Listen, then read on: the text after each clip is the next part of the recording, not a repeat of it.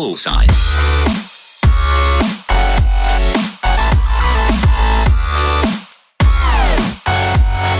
Fala pessoal, estou fazendo agora mais um vídeo da série das mãos mais bonitas que eu joguei na minha carreira. E esse daqui é a segunda mão mais bonita que eu joguei na minha carreira. É uma mão que rolou durante o BSOP. Foi uma reta final de BSOP de 2013, salvo engano. Era um BSOP que estava na reta final, estava eu e o Evandro na mesma mesa. O Evandro, para quem não sabe, é meu sócio, foi meu sócio durante muito tempo no Steel Team. A gente criou vários jogadores no Brasil. E nessa época aí, tava nós dois ali, 12 left, 13 left no BSOP, e aconteceu essa mão, que com certeza foi uma das mãos mais bonitas que eu joguei na minha carreira. Foi o fold mais bonito que eu dei, com certeza eu não dei nenhum fold mais bonito do que esse. É uma mão que, tipo, muita gente veio me perguntar sobre ela, e muita gente não acredita que eu foldei esse 7-7. Muita gente acha que eu inventei essa mão, então não tem por que eu inventar. Essa mão, inclusive, eu comentei ela no livro do Ivan Royal Salute.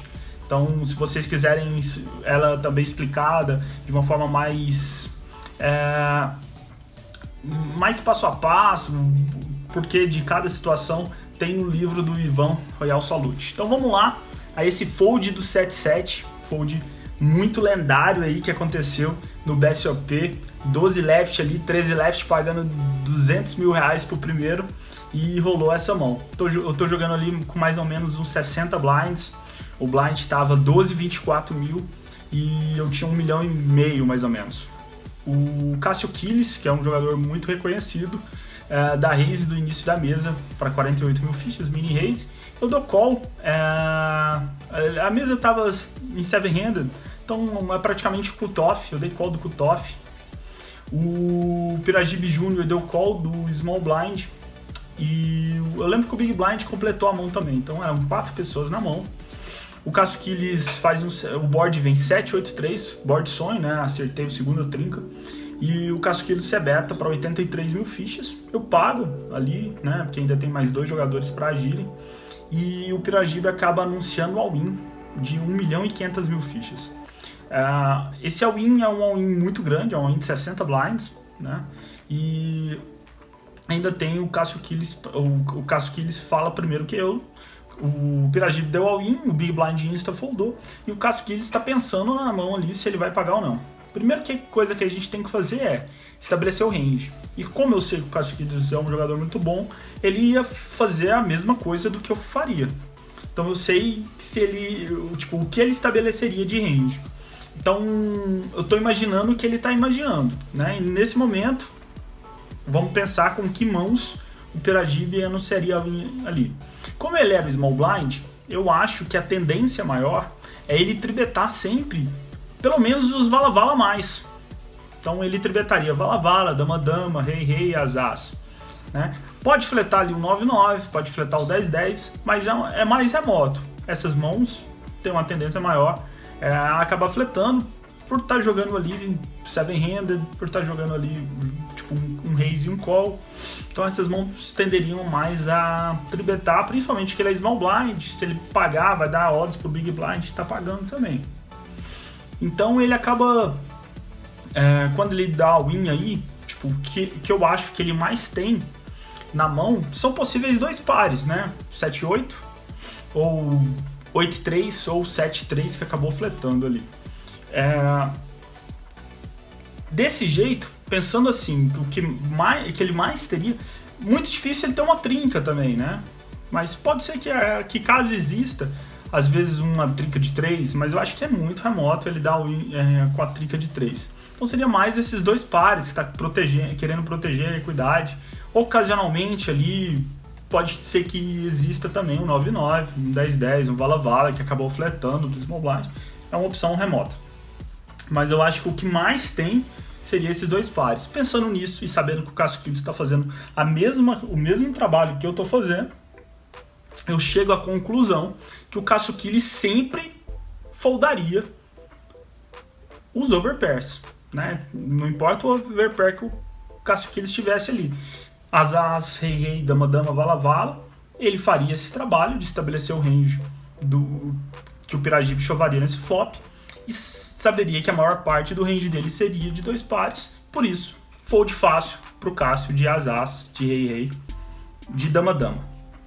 Então, pensando nisso, quais são os ranges de call do Cássio Aquiles? Os ranges de call dele, ao meu ver, são a primeira alternativa, 2 pares. Quais 2 pares ele subiria do TG? Eu acho que a maior parte dos 2 pares que ele subiria do TG seria só o 7-8 suited, né? É uma possibilidade. Então é difícil ele foldar os 2 pares. Mas, pensando aqui, que ele só subiria do TG o 7-8 suited e que já existe grande possibilidade do Piragibe no small blind ter 2 pares, a chance dele ter 2 pares diminui, né? Beleza. Então, o que mais ele daria call se ele foldaria os overpairs? Com trincas. E quais as trincas que tem disponível? Se eu já tenho trinca de 7, né? Ou ele tem 8-8, ou ele tem 3-3.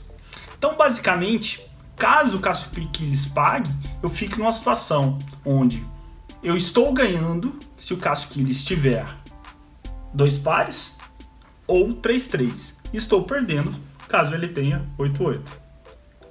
E aí vai rolar alguns pontos que eu acho que foi a favor, que me favoreceram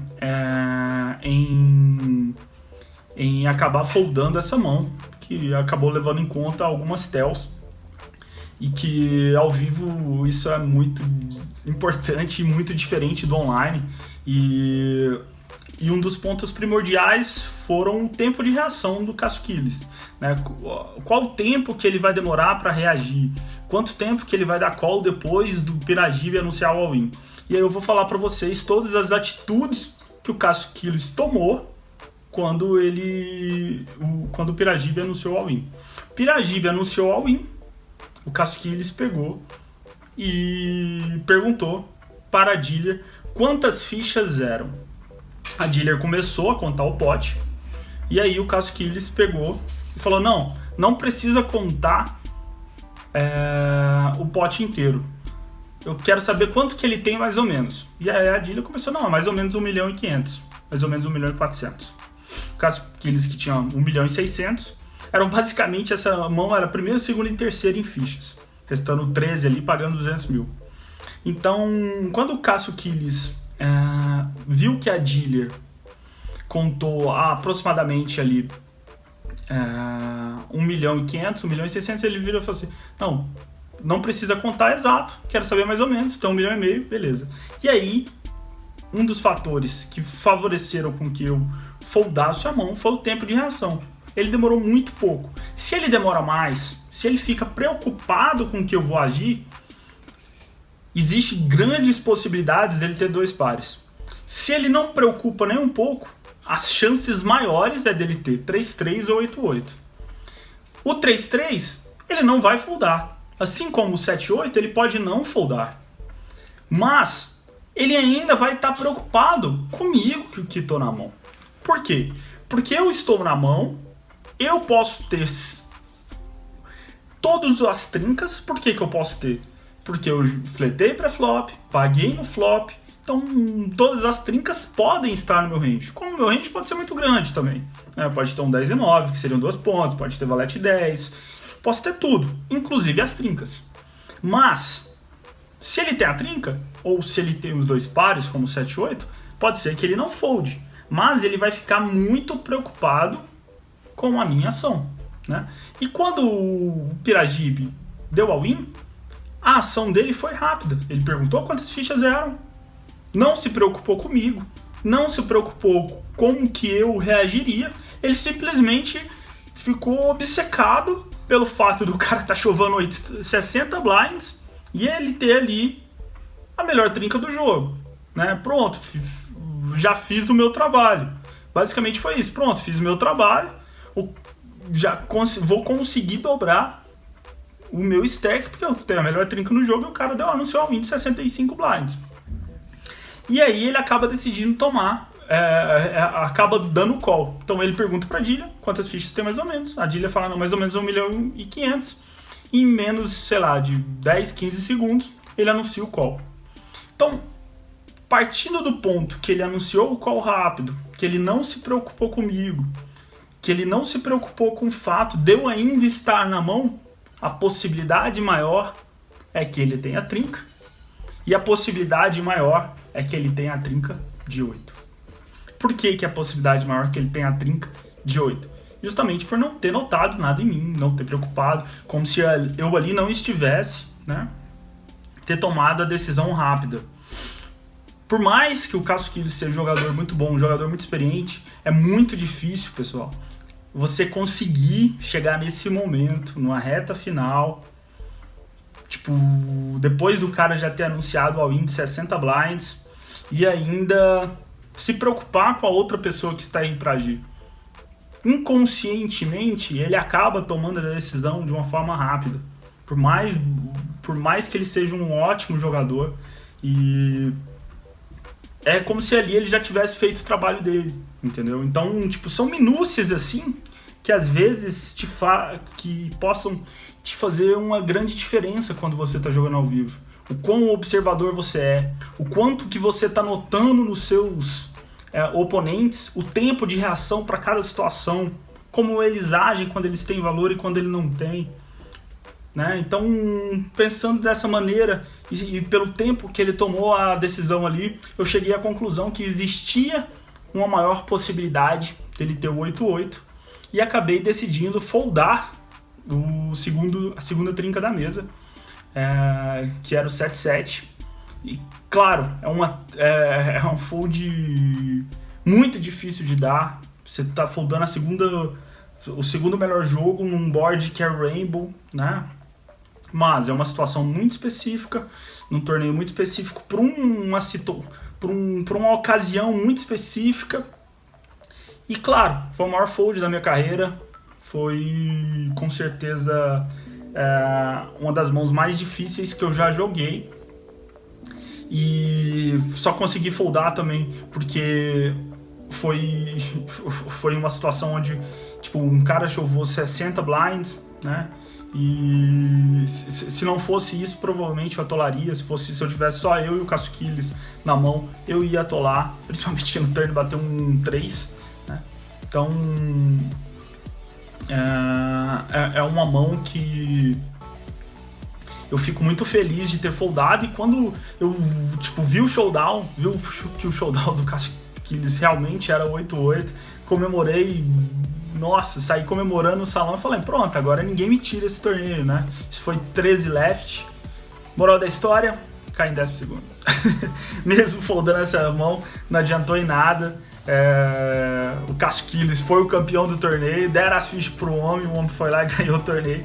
Mas foi uma mão que quando a gente começa a jogar poker, a gente sempre ouve aquela história, poker não é você jogar o jogo que você tem, né? É sempre você jogar as suas cartas de acordo com o seu adversário. E a partir do momento que você chega num ponto que você consegue foldar a segunda trinca do board, porque você está jogando a sua carta contra a carta do seu vilão, porque aí você chegou num ponto, num nível de poker muito alto. Então, o aprendizado que eu queria passar aqui para vocês dessa mão é isso. Sempre vocês estarem tentando considerar a sua mão, não em relação à força do board, ou não em relação à força da sua mão, mas sempre considerar a força da sua mão em relação à do adversário, né? Isso é algo que eu sempre tentei olhar. E eu acho que a partir do momento que você faz isso diversas vezes, diversas situações, você passa a entender que às vezes dar um middle call é muito bom e às vezes foldar uma mão muito forte é muito bom também. Então, beleza, pessoal? Segunda mão mais bonita que eu joguei na minha carreira, fold de 7-7 aí no BSOP, foldando a segunda trinca do board, mão que não foi fácil nem um pouco, mas consegui foldar ali. Não adiantou de nada, mas foi uma mão bonita que eu joguei aqui na minha carreira. Pra mim, a segunda mais bonita. Valeu, pessoal, não esqueça de curtir, compartilhar esse vídeo aí. Espero que vocês estejam gostando dessa série e vão vir novas séries aí pra vocês. Grande abraço.